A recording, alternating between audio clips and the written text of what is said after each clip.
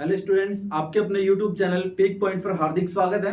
हम रीजनिंग में पढ़ रहे थे, क्रम परीक्षण रैंकिंग टेस्ट पढ़ रहे थे और इसमें हमने 2 वीडियो बनाए थे और लास्ट वीडियो में हमने 12 प्रश्न कंप्लीट किए थे और 13वां प्रश्न का आंसर मैंने कमेंट बॉक्स में मांगा था आपसे।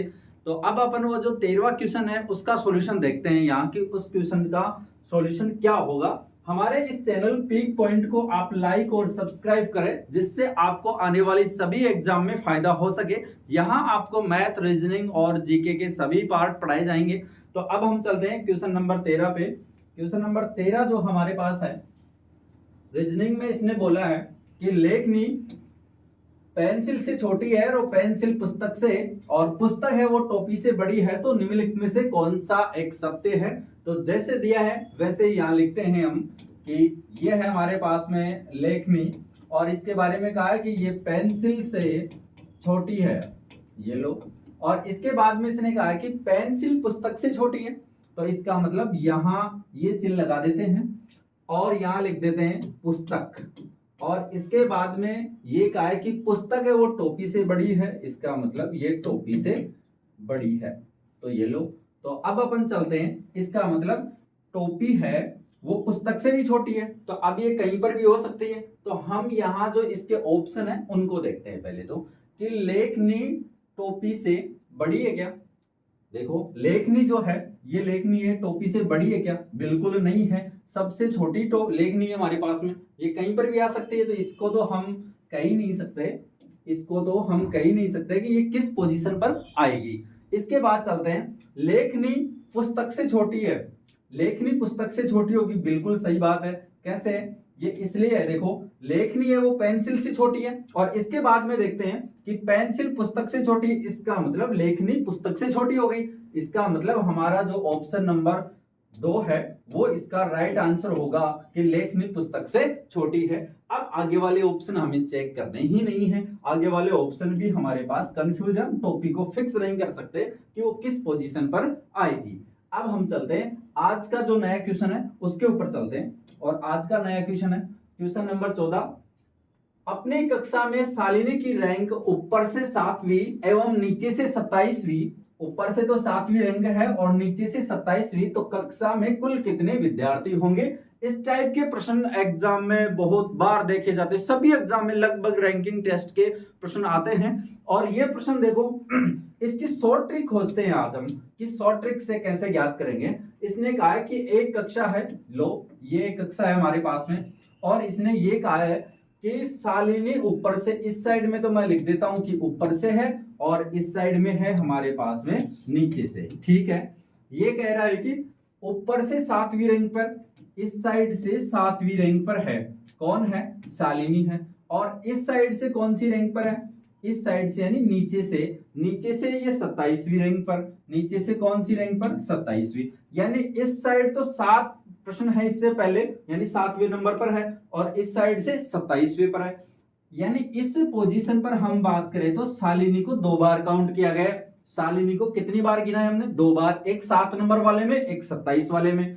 इसका मतलब इस 7 को और इस 27 को हम जोड़ लें और फिर 1 घटा दें, यानी हमने क्या किया, दाएं से स्थान बाएं से स्थान दोनों को जोड़ के 1 घटा दें, तो इसमें कुल विद्यार्थियों की या कुल व्यक्तियों की संख्या हमें मिल जाएगी। तो हम यहाँ देखते हैं कि हमारे पास में है 7, दाएं से बाएं से दोनों जो ऊपर नीचे से दोनों स्थान दिए हैं, 7 और 27, ये हमारे पास में हो गए 27 और 7 हमारे पास में हो गए 34।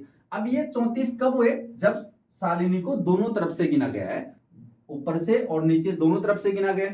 अब इसमें से हम 1 हटा देते हैं तो हमारे पास में जो फाइनली आंसर आएगा वो आएगा 33 आएगा। इसका मतलब ये हो गया कि कक्षा में कुल कितने विद्यार्थी हैं, 33 है। तो इसका मतलब हमें जो ऑप्शन नंबर 3 मिला है ये इसका राइट आंसर होगा 33।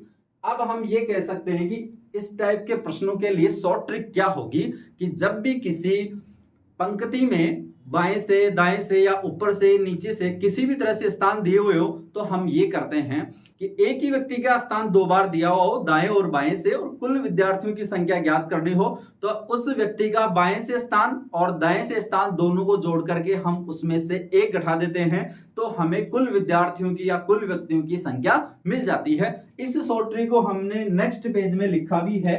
तो देखो हमने क्या लिखा है, यहां लिखा है, देखो जब किसी पंक्ति में एक ही व्यक्ति के दोनों ओर से स्थान दिए हुए हो तो कुल व्यक्तियों को ज्ञात करने हो, कुल व्यक्ति ज्ञात करने हो तो हम क्या लिखते हैं, देखो कुल व्यक्ति होंगे बाएं से स्थान प्लस दाएं से स्थान माइनस एक। यही शॉर्ट ट्रिक हमने सीखी है तो इसको आप ध्यान में रखें, ये बहुत ही इंपॉर्टेंट है। इससे प्रश्न 1 सेकंड में हल हो जाता है। ठीक है, अब हम चलते हैं आगे वाले प्रश्न पे। आगे वाला प्रश्न क्या है हमारे पास में, देखो प्रश्न नंबर 15 है, उषा कमला से तेज दौड़ती है। ठीक है, मैं यहां लिखता हूं, ये है हमारे पास में उषा और इसने कहा कि उषा कमला से तेज दौड़ती है। इसका मतलब कमला जो है वो उषा से धीरे दौड़ती है, उषा कमला से तेज दौड़ती है, प्रीति स्वाति से धीमे दौड़ती है। ये लाइन अभी हमारे लिए कोई काम की नहीं है। क्यों नहीं है? क्योंकि प्रीति और स्वाति का कमला और उषा से अभी कोई रिलेशन बताया ही नहीं है, तो इसका मतलब प्रीति और स्वाति को अभी काम में नहीं लेंगे। आगे चलते हैं। स्वाति कमला से धीमे दौड़ती है। आगे वाली लाइन में देखो कमला का नाम ले दिया, कमला को हमने पहले यहां लिख लिया था और इसने कहा है कि स्वाति है वो कमला से धीमे दौड़ती है, यानी कमला तेज दौड़ती है किससे? स्वाति से। तो ये मैंने यहां स्वाति लिख दिया। अब हम चलते हैं वापस जिस लाइन को हमने पहले छोड़ा था। प्रीति स्वाति से धीमे दौड़ती है, प्रीति है वो स्वाति से भी धीमे दौड़ती है, यानी इसका मतलब स्वाति तेज दौड़ती है और यहां आ जाएगा हमारे पास प्रीति आ जाएगा। अब हम चलते हैं प्रश्न पे। इसने क्या पूछा है, सबसे धीमे कौन दौड़ती है? सबसे धीमे कौन दौड़ती है, बताओ कौन दौड़ती है?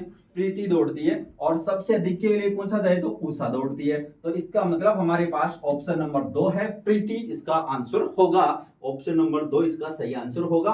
अब अपन चलते हैं नेक्स्ट प्रश्न पे। मैं आशा करता हूं कि यह प्रश्न आपको बहुत ही अच्छे से समझ में आया होगा। और जो अगला प्रश्न है हमारे पास में, 5 व्यक्तियों कै ख ग ग ड़ का कोई एक समूह है, यानी हमें कै ख ग ग ड़ का कोई एक समूह दिया है और इसके बारे में इसने जो जानकारी दी है वो क्या है, देखो कै ख से नाटा है परंतु ड से लंबा है। इसका मतलब ये क्या दिया है, मतलब लंबाई में बड़ा और छोटा की बात कर रहा है। कै यहां लिखते हैं हम, देखो ये हमारे पास में है कै और ये कह रहा है ख से नाटा है, इसका मतलब ख से क्या है, छोटा है, तो ये मैंने लिख दिया ख। और इसके आगे चलते हैं, परंतु ड से लंबा है, परंतु ड से लंबा है तो इसका मतलब ये ड बढ़ा दिया हमने। ग से लंबा है, ग सबसे लंबा है, सॉरी ग सबसे लंबा है तो इसका मतलब सबसे लंबा, तो ग यहीं आएगा, ये ग आ गया। ये ग क्या है, सबसे लंबा, यानी इसके आगे और कोई नहीं है। आगे है जो ग है वो ख से नाटा है, यानी जो ग है वो ख से नाटा है, यानी इससे छोटा है ख से, परंतु क से लंबा है। इसका मतलब कैसे लंबा है तो इसका मतलब यहां आएगा क्या, यहां आएगा हमारे पास में ग। और आगे क्या बात कर रहा है, यही तो था क्रम कि 5 व्यक्तियों का हमारे पास जो क्रम था वो क्या आ गया, ये आ गया। अब जो भी प्रश्न पूछे गए उनका आंसर देंगे हम। देखो उक्त सूचना के आधार पर निम्न प्रश्नों का उत्तर दो, उनमें सबसे नाटा कौन है, सबसे छोटा कौन है, ड। तो इसका मतलब इसका ऑप्शन नंबर 4 सही होगा, है ना। अब चलते हैं अगले प्रश्न पे, इसी सीरीज को काम लेंगे। देखो इसमें अगला प्रश्न है, प्रश्न संख्या 16 में दी गई सूचना के आधार पर बताओ कि उनमें लंबाई में दूसरे स्थान पर कौन है। लंबाई पर दूसरे स्थान पर सबसे बड़ा तो ग है, सबसे बड़ा तो ग, दूसरे स्थान पे है ख, दूसरे स्थान पे क्या है, ख, तो ख कौन से में होगा, ऑप्शन नंबर 2 में होगा। यानी 17 नंबर जो प्रश्न है उसका ऑप्शन नंबर 2 ख सही होगा। अब हम चलते हैं इसके आगे वाले प्रश्न पे, प्रश्न संख्या 18 पे। प्रश्न संख्या 18 में इसने क्या पूछा है, लंबाई के आधार पर सबसे बीच में कौन है।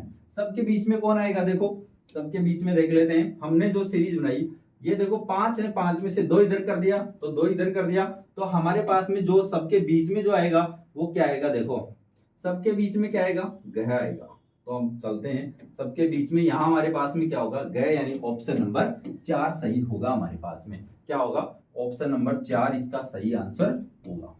तो ये मैं आशा करता हूं कि प्रश्न संख्या 16, 17 और 18 ये तीनों प्रश्न बहुत ही अच्छे से समझ में आए होंगे। और अब हम चलते हैं आगे वाले प्रश्न पे। प्रश्न संख्या 19 है और 19 में इसने क्या लिखा है, देखो, एक व्यक्ति सीढ़ी के तल से पहले पायदान पर खड़ा है।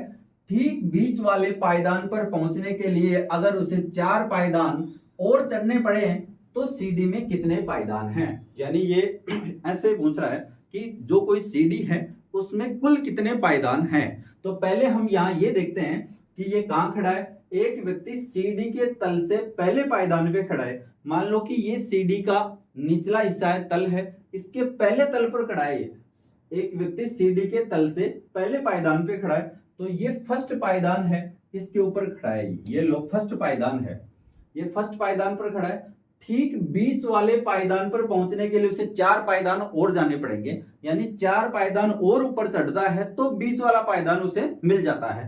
तो अपन बना लेते हैं 1, 2, 3 और ये 4। ये जो 4 नंबर का पायदान है, ये 1, 2, 3, 4 और चढ़ता है। तो यहाँ पे ये खड़ा है, यहाँ पे कोई भी व्यक्ति है वो खड़ा है, तो ये बीच वाला पायदान बता रहा है। बीच वाला पायदान है तो इसका मतलब 1, 2, 3, 4 और ये 5 आ गया। अगर ये बीच वाला पायदान है 5 नंबर का, इसके नीचे 4 हैं, तो इसका मतलब इसके ऊपर भी 4 पायदान हैं। इसके ऊपर भी कितने पायदान हैं, 4 हैं। और 4 ही नीचे वाले हुए और एक बीच वाला हो गया। तो हमारे पास में क्या आएगा, 4 + 1 + 4 यानी 9 पायदान। सीढ़ी में कुल कितने पायदान होंगे, 9 पायदान होंगे। ऑप्शन नंबर 2 इसका सही आंसर होगा।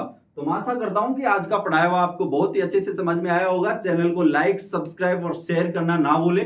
Thank you.